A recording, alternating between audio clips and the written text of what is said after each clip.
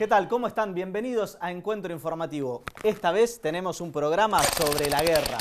¿Qué guerra? La guerra contra la inflación. Lo único que pido es, por favor, en esta guerra, ganemos ganando. No ganemos perdiendo, no perdamos perdiendo, perdamos ganando. No sé, me mareo. La verdad, me mareo. Las medidas anunciadas el viernes, ¿saben ustedes cuáles fueron? Yo tampoco. Pero tengo un paper exclusivo, un documento exclusivo con las medidas para hacerle la guerra a la inflación. Acá tenemos la primera medida, por favor, que la tome la cámara. A ver, ¿la tenés ahí? ¿Se ve bien? No hay medidas.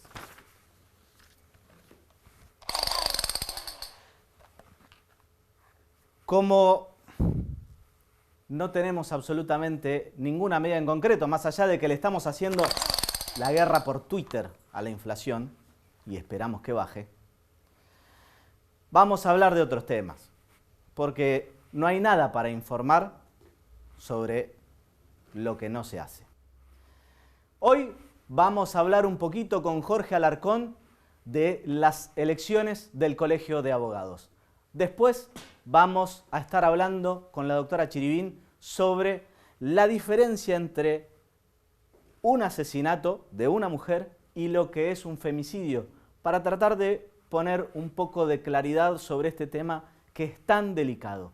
Y para cerrar, vamos a tener un buen rato para hablar de la causa Diego Maradona. Para eso lo tenemos al doctor Mario Baudry, que es justamente el abogado de Dieguito Fernando, y vamos a hablar con un poco más de profundidad de la que se ve habitualmente.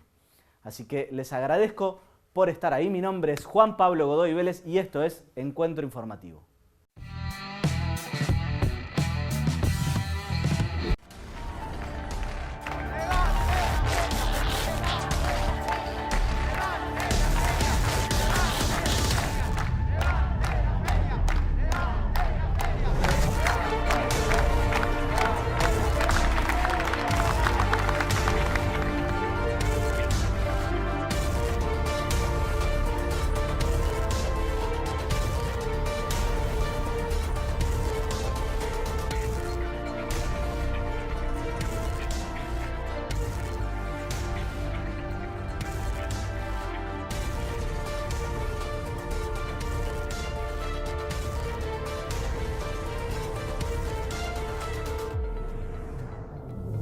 Los abogados quieren trabajar. Estaban batiendo palmas y pidiendo justicia. Abogados independientes protestan en tribunales. La realidad es que son muchos los rubros que están obviamente pidiendo poder empezar a trabajar. Acabo el reclamo, como vos lo decías, por parte de abogados independientes, muchos de ellos autoconvocados.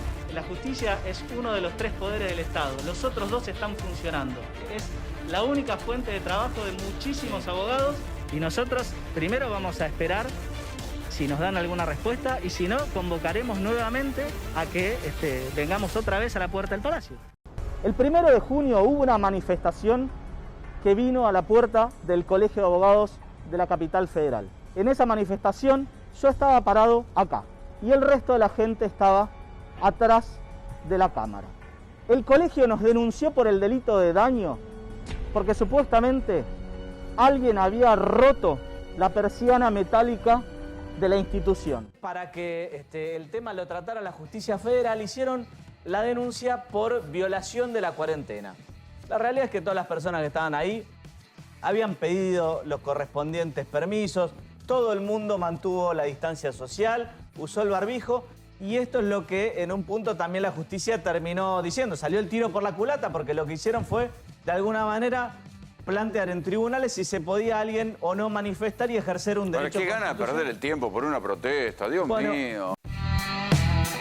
Para hablar de este tema, ¿a quién iba a invitar sino a mi amigo y colega, el doctor Jorge Garrote Alarcón? ¿Cómo estás, Jorge?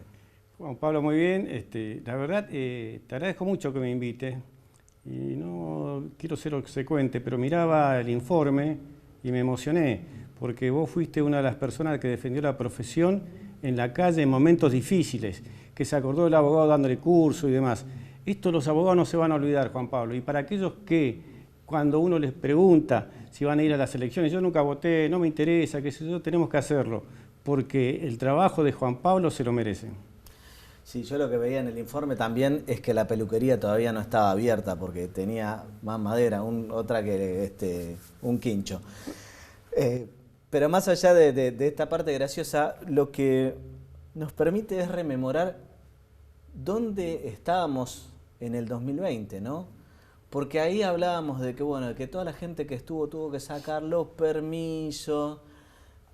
Estuvimos, bueno, obviamente todos con el barbijo, dejando, guardando la distancia social. ¿Te acordás que estábamos con la bolsita con el alcohol en gel y en spray para facilitarle a todos los colegas? Toda la ingeniería que hubo que hacer para una de las que fue tal vez la primera o una de las primeras manifestaciones en época de pandemia, porque ni más ni menos que uno de los 3 poderes de la República no funcionaba. Pero tal cual, Juan Pablo, no solamente el hecho de la marcha, sino fíjese, colega, que para ustedes es este programa, fíjese lo que vimos. Abogados en la calle pidiendo trabajar.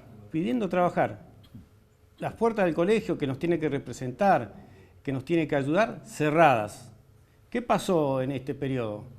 ¿Ayudaron a los abogados? Porque hay una publicidad del oficialismo que dice, hacemos posible lo imposible. Y es cierto, claro que es cierto esa publicidad, porque hicieron posible el aumento de la matrícula en forma desproporcionada. En lugar de decir, como hay pandemia, no trabajan, no cobramos matrícula, le hacemos un descuento a la matrícula, hicieron lo imposible por cobrarnos más. Una vergüenza, una vergüenza. Dieron de baja a miles de matriculados, cerca de 5.000 matriculados fueron dadas de baja en plena pandemia porque no pagaban la matrícula. Si no había trabajo, colega, usted lo sabe. Pero además algo más grave, en un momento en el que el colegio estaba totalmente cerrado, no había ni siquiera medios de pago electrónicos o telefónicos para poder pagar. O sea, le dieron de baja la matrícula a gente que no tenía materialmente ninguna forma de ponerse al día.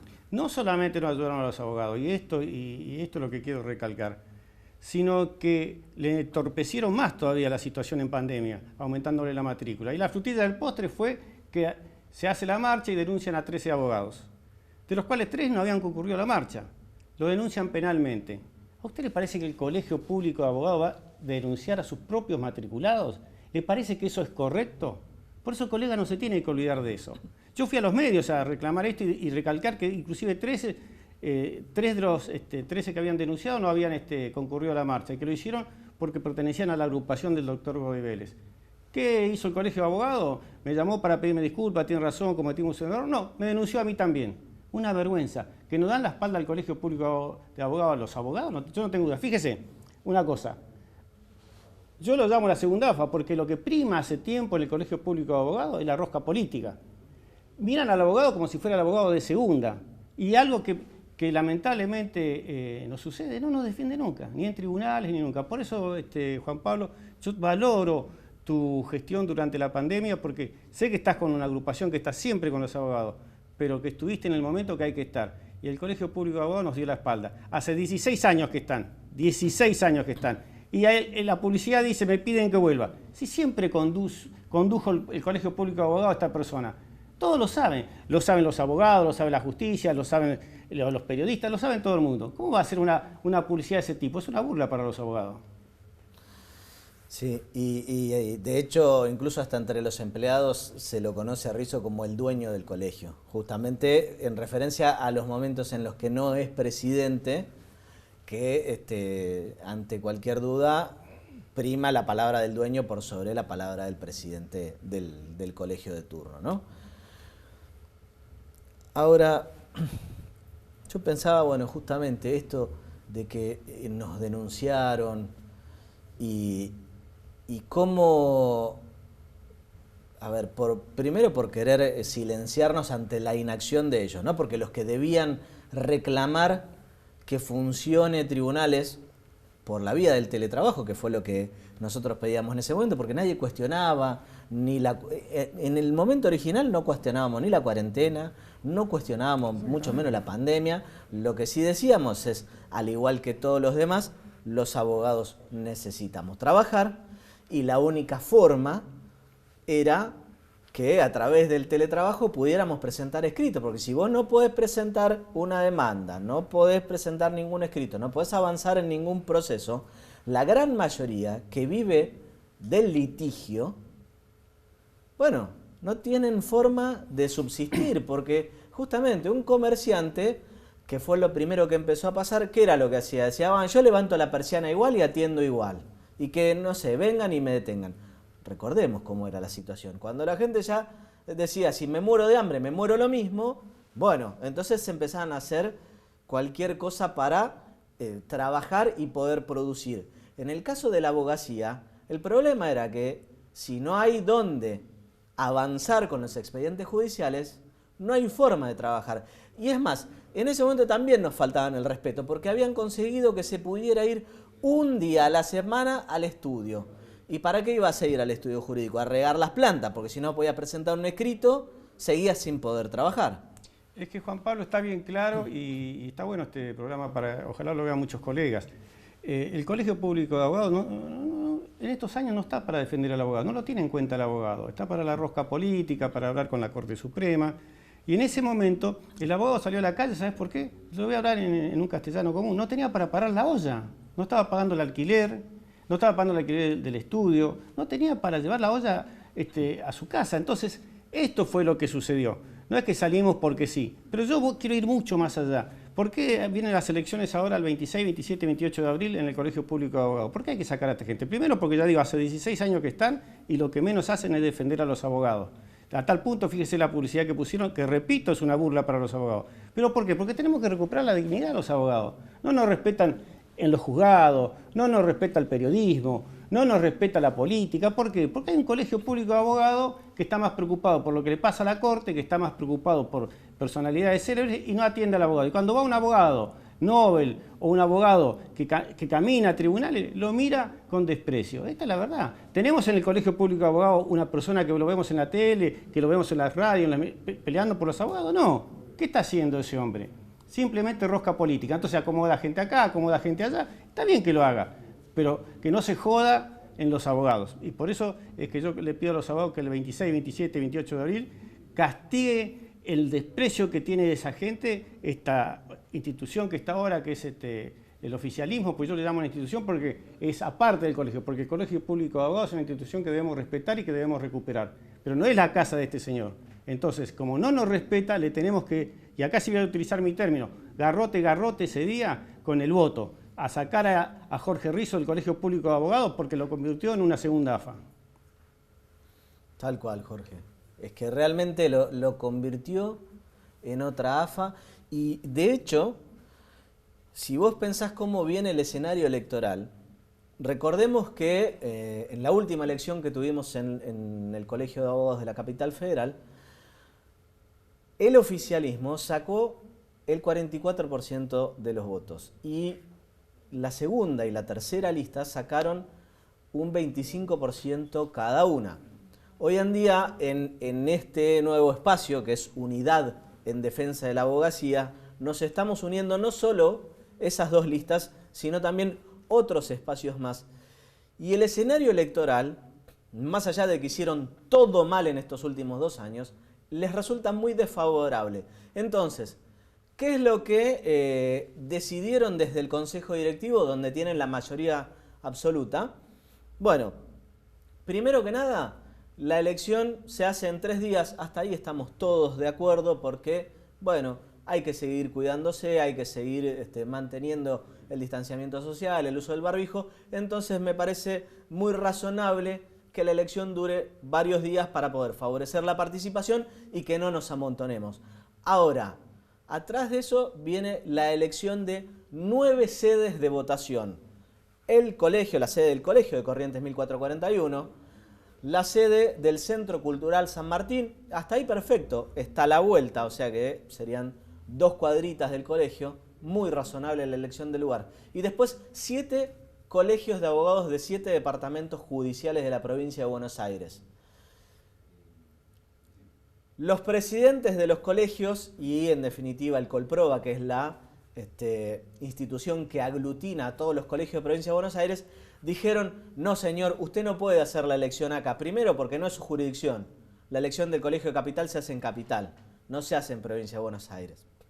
Segundo, porque tienen elecciones ellos a principios de mayo, en todos lados. Entonces no pueden cerrar 3 días el colegio para que hagan la elección de Capital, cuando eso les va a repercutir negativamente entre sus votantes. Obvio, les cerrás 3 días el colegio, 15 días antes de la elección o 10 días antes de la elección, y te van a ir a votar en contra.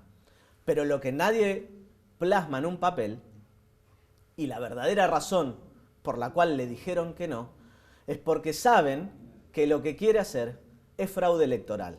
Y entonces nadie quiere ser cómplice ni partícipe de esa maniobra. Exactamente, es una aberración eso. Y sin duda la idea ¿cuál era? Un fraude electoral. ¿Por qué vamos a dividir en 3 días y vamos a ir a otra jurisdicción? Por suerte le van a decir que no, de esto estoy seguro. Lo que sí yo pido es a los abogados, a la gran mayoría de abogados, que no van a votar, que comúnmente dicen no quiero intervenir, comúnmente dicen no me interesa la política. En este caso ni se trata de política ni de intervenir, es tu casa. Que hace 16 años un señor cree que es su casa, pero es la casa de todos los abogados. De vos, abogado que te recibiste recién, y del abogado que tiene 60 años trabajando como abogado. Utilizó justamente todos los recursos del colegio para eso, porque la denuncia la había hecho justamente la asesoría letrada del colegio, después la termina firmando el presidente de paja, que es el doctor Aguad, por quien desde lo personal tengo una gran estima, pero es lamentable el papel que cumple. Y sí, la verdad es que usa el colegio justamente para su beneficio personal. No, y también lo del doctor Aguad está bien que lo dijiste, porque yo también tengo respeto por él, pero es claro que es el dueño y señor del colegio. Uno lo nota cuando entra un abogado, lo mira casi con desprecio. Esto no puede pasar más, pero no porque este señor es un desastre, porque nosotros los abogados cada vez estamos perdiendo más prestigio de nuestra profesión. Lo tenemos que recuperar y tenemos que exigir que el Colegio Público de Abogados nos defienda, nos proteja, no que mire al abogado como un enemigo y esté más preocupado por lo que pase en la corte o por acomodar cargos aquí o allá. Esto se tiene que acabar. Muy bien, Jorge, ya estamos sobre el final. Esto es muy entretenido, me pasaría todo el programa hablando del tema, pero bueno, tenemos que seguir con otras cosas. Déjame decirle a tus televidentes, que a lo mejor me vieron un poco indignado, pero hoy esta parte del programa, quiero decir, repito, decirle a todos los abogados, a los nobles, todo abogado tiene que ir a votar ese día. Tiene que decir, yo quiero tener el Colegio Público de Abogados para y por los abogados. No quiero que sea una segunda AFA, no quiero que haya rosca política. Y cuando hay un problema grave, que salga a defender el colegio a los abogados. Y no como pasó ahora, que una agrupación, por eso valoro lo del doctor Godiveles, salió a la calle para pedir trabajo y ¿qué respuesta tuvo del colegio? Lo denunció penalmente. Una vergüenza. Una vergüenza, gracias. Realmente. Muchas gracias, Jorge. No, gracias a vos.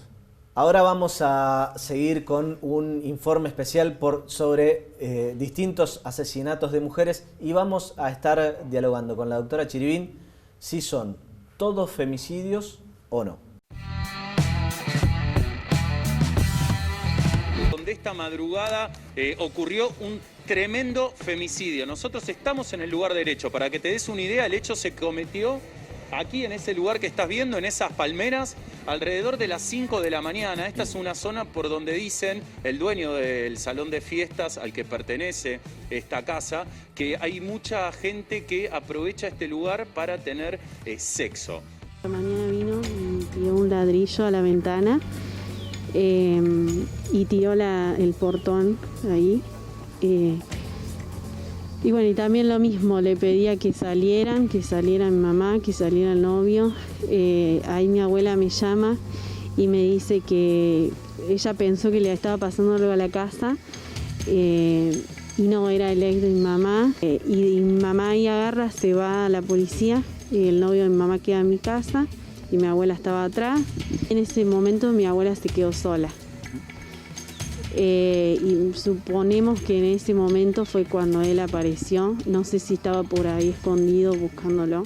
Una mujer joven que al momento no se ha identificado. Estamos justamente en el proceso hacerlo, que ha tenido, según las versiones de los testigos que vieron justamente la secuencia, un forcejeo, una pelea con un hombre, y ha tenido golpes con arma blanca, eso también lo ha constatado el personal médico.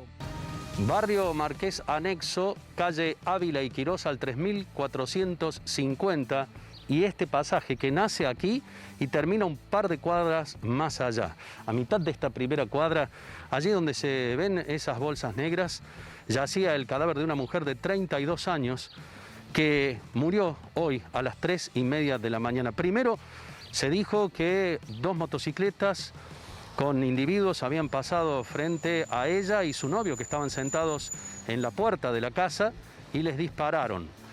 Esta motocicleta, la que llevaba a los 2 individuos, disparó contra la mujer de 32 años que falleció en el lugar. Estamos ahora con la doctora Mónica Chiribín, con quien quiero hablar justamente de estos temas que es tan difícil a veces abordarlos porque hay tanta discusión y tanta víscera, ¿no? Cuando se discute este tipo de temas.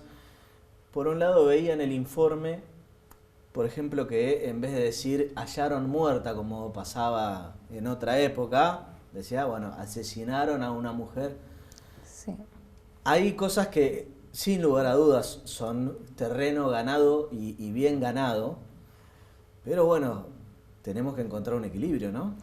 Sí, mirando esa nota y pensando en todos los homicidios que yo llevo adelante, que en su gran mayoría han sido femicidios, tengo una postura que no todas las mujeres pueden compartir.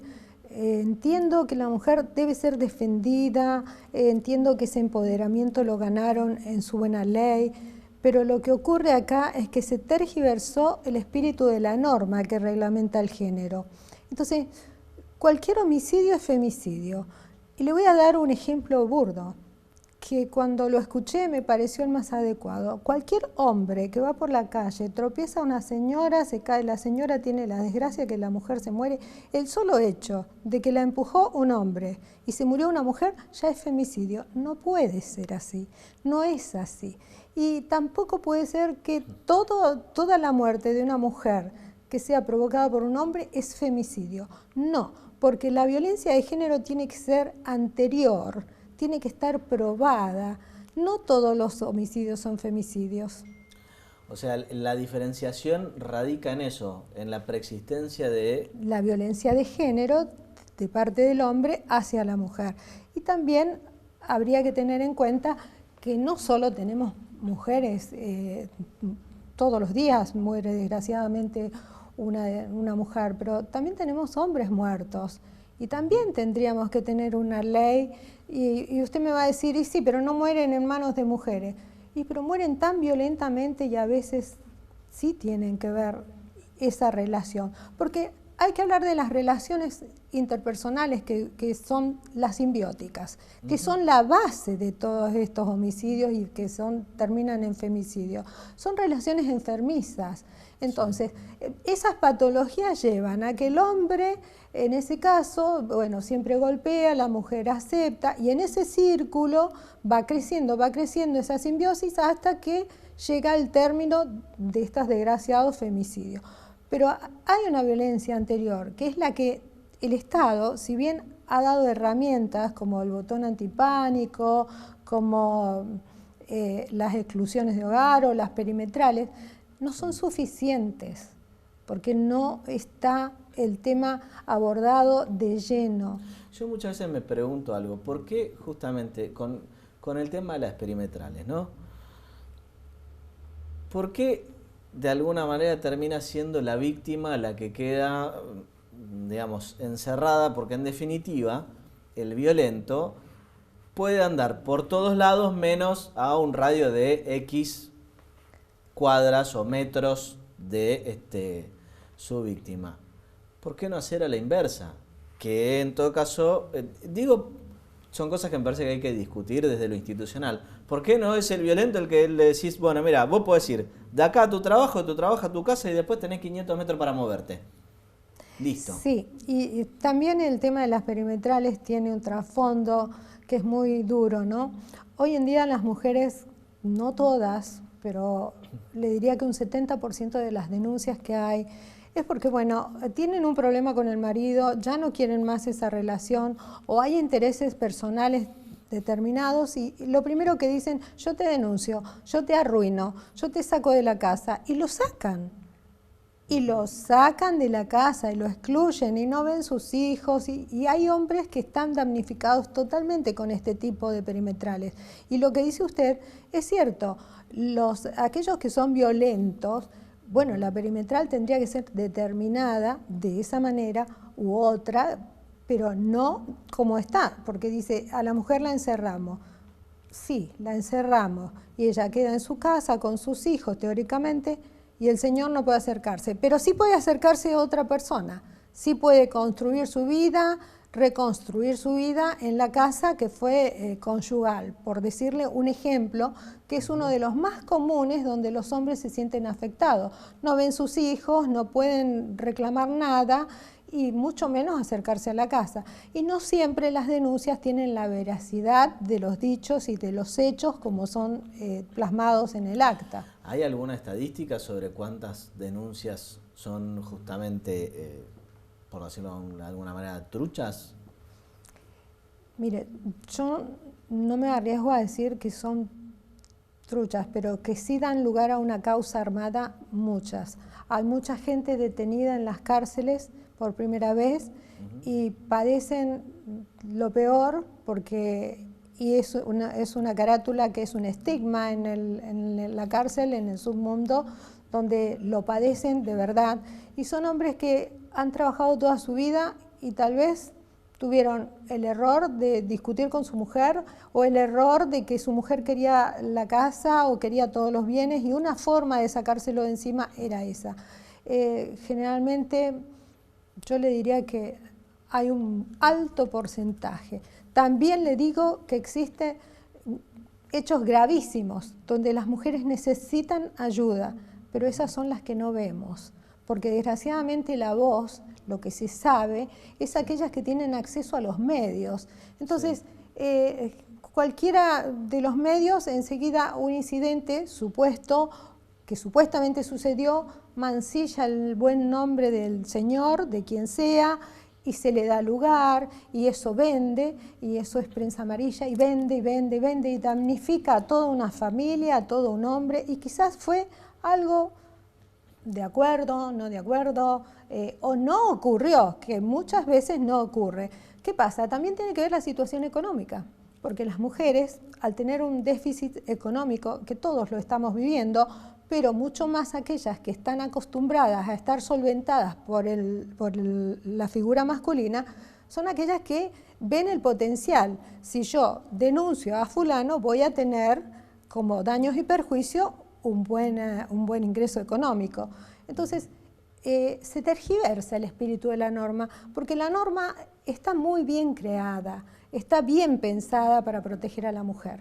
Lamentablemente, hay mujeres que lo han utilizado con otros fines y es muy común en los medios. Porque ya les digo, aquella persona que no tiene acceso a los medios, que no sabe hablar por teléfono, que le cuesta ir al 911, que no sabe dónde está la comisaría, se queda en su casa llorando. O de hecho que concurren a las comisarías de la mujer en varios lugares de provincia de Buenos Aires, que la verdad la atención es lamentable y quienes tienen que asistirla. Lo que pasa es que en la provincia de Buenos Aires tenemos un problema muy serio. Nosotros es mucha la densidad demográfica, son pocas las policías que tenemos para la atención, es poca la capacitación y además la falta de recursos es imprescindible. No puede ser que no haya un patrullero para que vaya a certificar si el hombre está en el domicilio o no. No lo hay. Es así, no lo hay. Entonces, los recursos son mínimos. La empatía de la cual usted me habla es la falta de preparación que quizás tienen los funcionarios y esto se debe a que también hay que ver qué presupuesto hay, porque hay lugares donde la policía depende o se intenta que dependa de los municipios, del presupuesto municipal. y ese municipio va a tener una atención diferente a aquella que sea de un intendente de la oposición. Le estoy dando un ejemplo nomás. Sí, no importa cuál es el gobierno. No importa cuál, exacto. Entiendo que el ministro esto lo tomó muy en serio y le dio empuje a la cuestión de género, pero bueno, faltan recursos. Todavía estamos en la primera instancia, es como que es un hecho nuevo, es algo que recién estamos aprendiendo. Y desgraciadamente se está mal utilizando. Hay fiscalías que ¿Cómo lo está interpretan. funcionando? Eso te iba a preguntar. ¿Cómo está funcionando la justicia en la provincia de Buenos Aires? La justicia en la provincia de Buenos Aires. Bueno, es un tema, personalmente, yo estoy conforme con algunos departamentos judiciales. Otros trabajan diferente. Algunos trabajan con burbuja, otros no.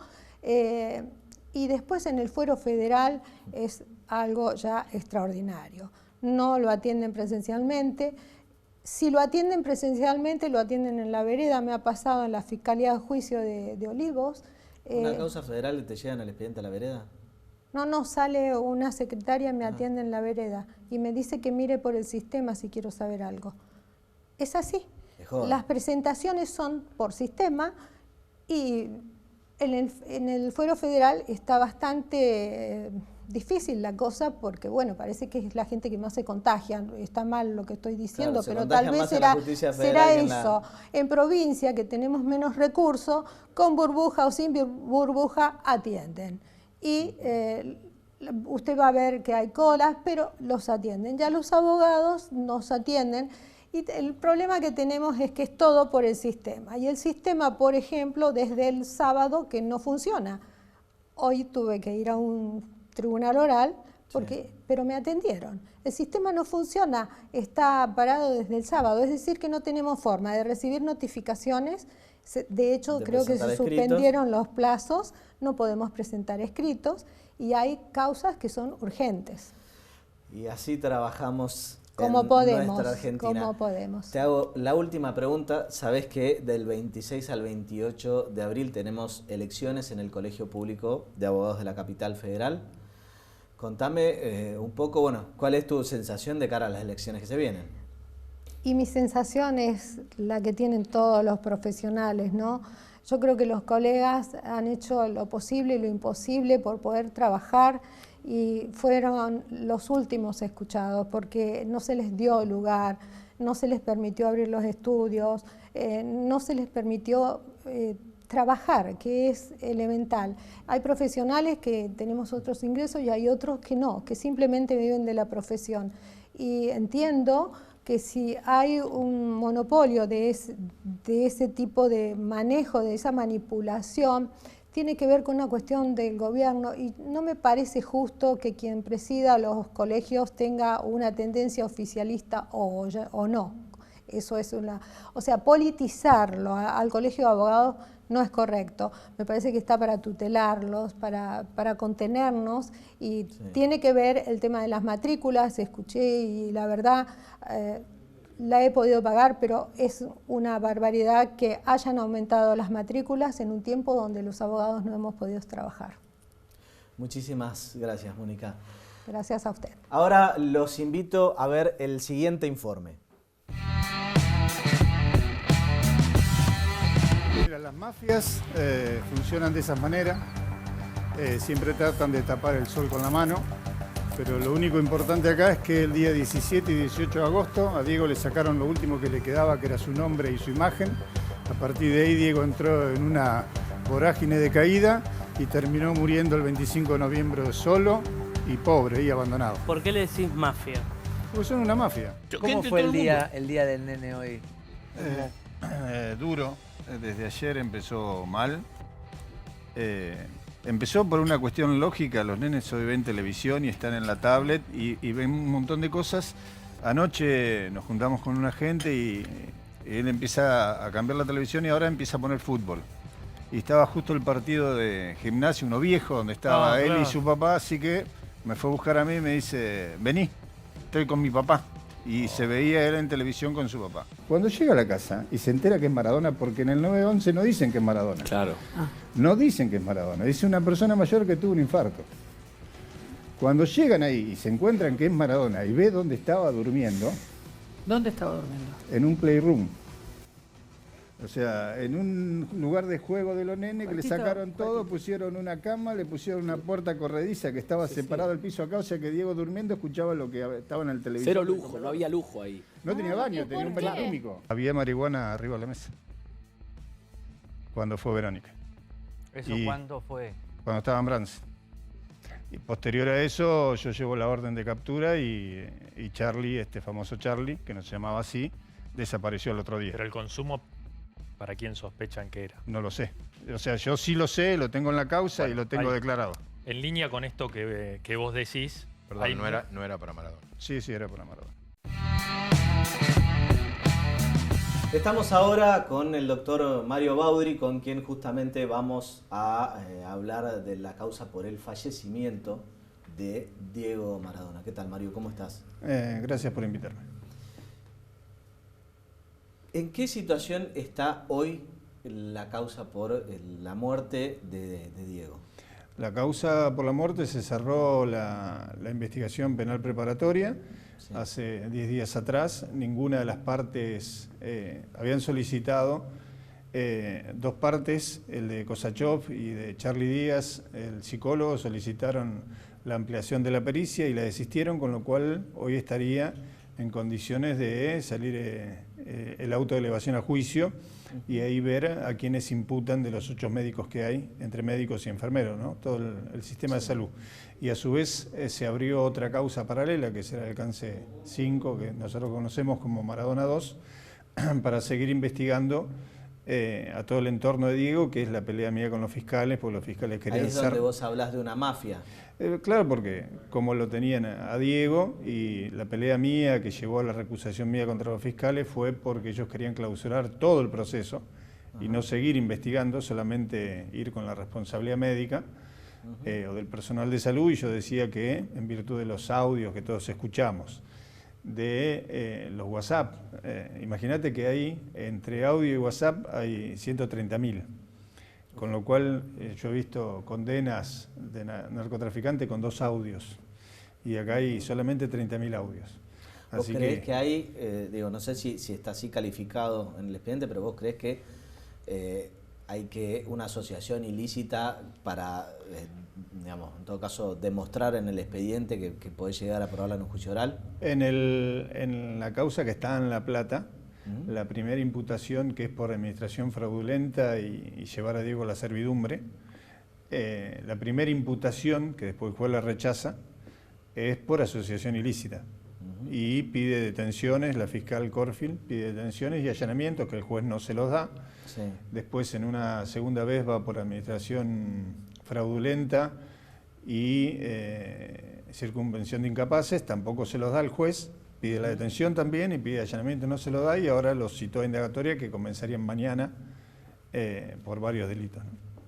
¿Qué delitos? O sea, mañana la indagatoria de Morla es por circunvención de incapaces, adulteración de documento público, porque el famoso contrato ese que firmó donde Diego ese 17 de agosto... donde le cede todo... La escritura dice que se firmó en Capital, pero en el expediente está probado que Diego nunca salió de Bransen y que la escribana fue a Bransen, y cuando ella declaró, dice que fue a sacarse una foto con Diego, y era su escribana hacía 4 años.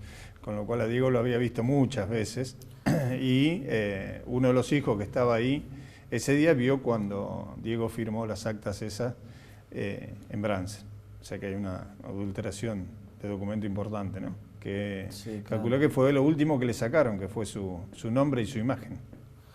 Sí, claro, porque sin la participación de esta escribana no podrían haber hecho eso, y por lógica todos los derechos de imagen tendrían que haber pasado a los hijos. Sí, además son derechos personalísimos que no son transferibles, por más que el contrato específicamente dice que para el caso de que Diego Maradona muera tempranamente.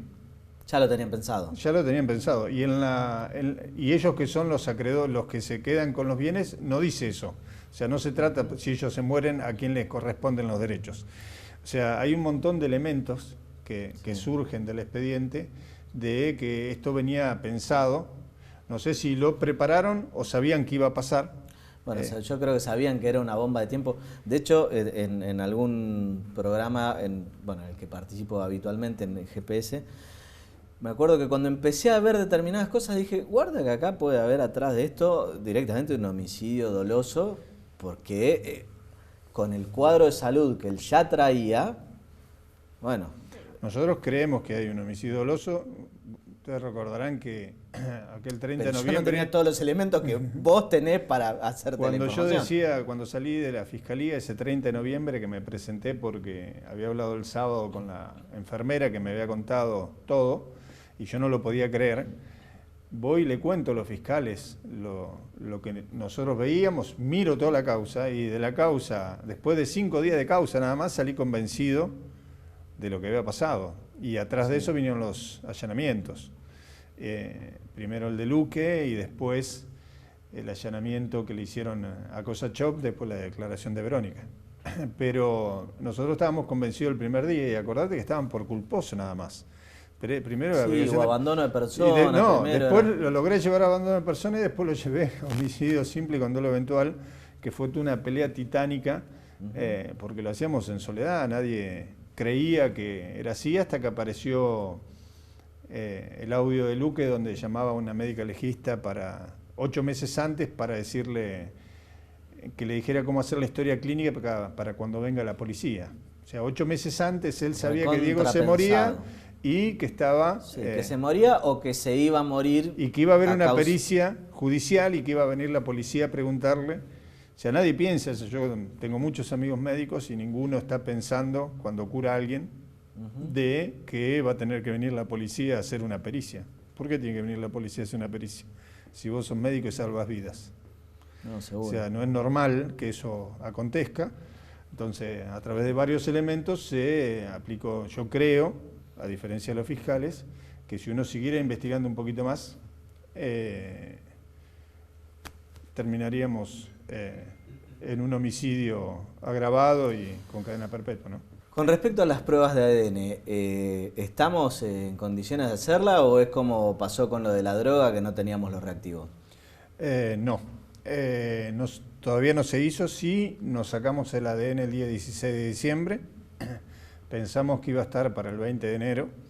Y el 15 de febrero intimamos a la Asesoría Pericial de La Plata, que depende de la Corte, para que nos informe, y recién ahí nos notifican de que no tenían los reactivos, de que la Corte no le había comprado los reactivos químicos que valen $3, $4, con lo cual estaba nuestra pericia, la de Maradona, parada desde el 16 de diciembre, y otra pericia que va a hacer mucho ruido también de una persona muy famosa, con lo cual, o sea, nos quedamos todos hicimos todo lo rápido que pudimos. Y siguen expectantes. Y seguimos expectantes, es más, ofrecimos pagar nosotros el estudio de ADN en otro establecimiento y no nos dejaron. Claro. La justicia no nos dejó. Sí, esa es una de las grandes contradicciones que tenemos, donde bueno, solo se puede usar el recurso público, pero el recurso público no está y nos dejan en una encerrona que no tiene... Y cuando no está, hay muchos hospitales públicos que son del Estado, que nosotros podemos pagar para que nos hagan los estudios. Hoy el estudio de ADN se puede hacer en un montón de lugares, y de hecho los centros de antropología que tenemos son famosos en el mundo por hacer pruebas de ADN, con lo cual no necesariamente tenemos que hacerlo en una asesoría pericial específica, se podría haber hecho en otros lados, y hoy ya tendríamos un resultado, ¿no? Desde el lado humano, la sucesión es aparte, del lado humano. Sí, claro. Siguiendo con el tema de la sucesión, una de las grandes incógnitas que hay, que no sé si se ha develado o no, es hasta dónde alcanza la fortuna que tiene o que tenía Maradona, ¿no? Porque, digo, tiene patrimonio en varios países del mundo. Tenía, perdón. Sí. Bueno, es que sigue siempre en nuestros corazones. No, pero me refiero a tenía porque todo el entorno de Maradona es más rico que lo que terminó siendo Diego. Porque Diego terminó denunciado en la sucesión un patrimonio de 7 millones que había en la cuenta, en las cuentas, en varias. Y por el entorno vos te referís principalmente a Morla, ¿no? Sí, y todos los que estaban alrededor que tienen casas en grandes countries, eran empleados administrativos y viven mejor que los hijos de Diego. Ajá. Y eso todo en los últimos años a partir de que empezaron a administrarlo. Sí, de que estaban con Diego. Tan es así que la semana pasada se vendieron los autos que Diego tenía en Dubái y no eran de la sucesión, estaban a nombre de una sociedad, de la sociedad de la sociedad. Y nosotros hicimos la denuncia penal. ¿Sabés qué autos eran? Y sí, tenía una camioneta BM, después tenía el Phantom. Sí. Se vendieron en $725.000. Así que eran autos importantes, ¿no? Él tenía Ferrari. Y es más, nosotros, ¿cómo nos enteramos? Porque cuando sale la publicación de los autos con la foto de Diego. Claro. Diego adentro del auto con Rocío adentro del auto. Claro, que además siendo el auto de Diego probablemente se vende pagaba más caro del valor de mercado porque fue el de él. Se pagaban en 2.700.000 RAEs, que son la moneda de Dubái, eran $725.000. Claro. ¿Y los contratos en China por la imagen de él? Supuestamente no hay nada, pero si vos vas a China ves que todo se vende. Para que te des una idea, lo declarado en la sucesión, el Nápoles, las camisetas que vendió, los partidos que hizo y todo, Stefano Cesi, que es uno de los que se apropió conjuntamente con la empresa Sadvica de la imagen de Diego, el Nápoles solamente le pagó a Stefano Cesi declarado 20.000 euros. Y facturaron esa noche creo que 7 millones de euros. O sea, hay un montón de cosas que cuando uno las mira y las ve, no cierra, ¿no? Por ejemplo, la serie de Diego, para la primera temporada se le pagó a la productora $12.500.000. La segunda temporada está presupuestado $28 millones y la tercera temporada está presupuestado $40 millones. Y Diego supuestamente cobró 1. Y el contrato que hay en la sucesión es una fotocopia y cuando superponemos la firma de Diego, hecho por un perito del estudio, ¿no? De Diego con la firma que está en el contrato no es la de Diego. Ahora, esto es una burla, obviamente, no solo a los herederos, sino hasta a la inteligencia de la justicia, ¿no? A la justicia, porque si un juez no puede permitir, está la fotocopia y nunca aparece el original. O sea, esto es práctica. O sea, un juez lo tiene que intimar o dar de baja el contrato. Porque cuando aparezca el original y se perite, se cae. Sí, claro. Y cuando se pidan los oficios al exterior para ver a cuánto se firmó el contrato por la serie de Maradona, no va a decir $1 millón. Va a decir todo lo que yo te estoy contando. Claro. Es que además, justamente, los terceros no tienen ganas de ser cómplices de este tipo de maniobras estafatorias. Y empresas grandes como Amazon no van a ser cómplices. No, seguro que no. No, porque ellos cumplieron con las pautas internacionales, que es lo que ellos pagan por series y por un montón de los contratos. Ellos son contratos tipos y lo hacen con un montón de productoras. El problema está entre la productora y Diego, que yo creo que la productora a Diego le pagó lo real. Sí. El problema es que el contrato que está agregado a la sucesión no es real. Yo no creo que haya sido $1 millón, creo que es mucho más. Los números oficiales que yo tengo son mucho más grandes, casi 10 veces eso, pero el contrato que está agregado en la sucesión dicen que cobró $1 millón. Ahora, ese millón, ¿en dónde está depositado? Tampoco se sabe. Tampoco. Se perdió en la nebulosa. Si te descuidás, cuando veas en la sucesión el acervo hereditario va a ser nada. Igual, imagínate que hay supuestamente 7 millones, que es mucho, para mí es muchísimo, dividido 5, con lo cual le queda $1 millón y algo a cada uno, con los gastos del impuesto a la riqueza nada más, le quedará $1 millón a cada uno. Una burla. Sí, y sin derecho a futuro porque se le quedaron... Hablando de que estamos hablando de justamente la herencia de Maradona, hablar de $1 millón es una burla total. O sea, un gran sabio popular como Jacobo Winograd me dijo hace 15 días que nos encontramos y me dijo: mira, Mario, cuando vos querés saber lo que es la injusticia, andá a pedirle justicia a un juez. Y eso es lo que nos pasa a nosotros. O sea, nosotros vamos a pedir justicia y nos encontramos con actos de injusticia. Y así es muy difícil pelear. Entonces te encontrás con tipos como yo que siguen avanzando y siguen avanzando y siguen avanzando porque todos pierden las ganas. Imagínate si esto le pasa a Maradona, lo que le puede pasar a la gente común. Sí, sin lugar a dudas. Nunca va a conseguir nada, porque si esto le hace la justicia a Maradona, ¿qué le puede hacer a la gente común en el ADN? Nosotros nos enteramos que no había reactivo porque llamamos y es la causa Maradona, pero imagínate la gente que viene del interior, que se viene a hacer una pericia de ADN y puede tardar años, y jamás le van a decir que se olvidaron de comprar por $10 los reactivos. Mario, me encantaría seguir hablando de esto. Te comprometo para más adelante, que volvamos a seguir hablando un poquito más de esta causa. Te hago una última cortita y al pie. Se vienen las elecciones del Colegio de Abogados. ¿Qué posición tenés respecto de...? Yo